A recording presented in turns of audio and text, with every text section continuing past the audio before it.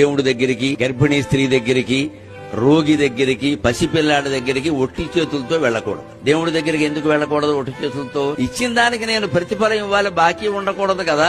అందుకని వాడు ఇవ్వగలిగింది తులసాకు మాత్రమే, నేను ఇవ్వగలిగింది కోట్లు కదా ఇచ్చాను అంటాడు. అంటే దానికి రద్దు అయిపోతుంది. ఎందుకంటే దేవుడికి అహంకారం మమకారాలు ఉండవు. అందుకని పట్టుకెళ్ళమన్నారు. గర్భిణీ స్త్రీ దగ్గరికి వెళ్ళినప్పుడు ఏమైనా పట్టుకెళ్ళమన్నారు. ఎందుకంటే గర్భిణీ స్త్రీల కోరికలు ఏమి లోకానికి నష్టం కలిగించేవి, ఆవిడ ఆరోగ్యానికి నష్టం కలిగించేవి కాకపోతే వెంటనే తీరు, లేకపోతే ఆ లోపం బిడ్డలో కనపడు. మా అక్కకి మినపసోనం ఇష్టం అని ఓ కేజీ చేయించి పట్టుకెళ్తారు. అలా గర్భిణీ స్త్రీ దగ్గరికి వెడితే ఆవిడ కోరికలు సరదాగా ఉంటాయి కూడా తెలుసుకుని పట్టుకెళ్ళమని. అలాగే రోగి దగ్గరికి ఆయన ఏమి బయటికి వెళ్ళి ఏం కొనుక్కోలేడు. ఎందుకంటే 2 యాపిల్ పళ్ళు పట్టుకెడితే అవే తింటాడు. ఆయన అన్నం తినకూడదు కదా. మరి చిన్న పిల్లాడి దగ్గరికి ఎందుకు పట్టుకెళ్ళమని చెప్పారో తెలుసా? వాడు చాలా తెలివివాడు. ఏమీ పట్టుకెళ్ళకుండా మనం వెడితే మన సంచి తీసుకుని జిప్పు తీసి వెతికి నాకేం తెచ్చేవాడు అంటాడు. వెంటనే ఆవిడ మొహమాట ముఖ్యమంత్రి వచ్చినా అంతే అడుగుతాడు వాడు. అలా చిన్నపిల్లల చేత అడిగించుకోకుండా మనమే ఇచ్చేస్తే పరువు దక్కు. ఊరికే శాస్త్రాలు చెప్పారండి.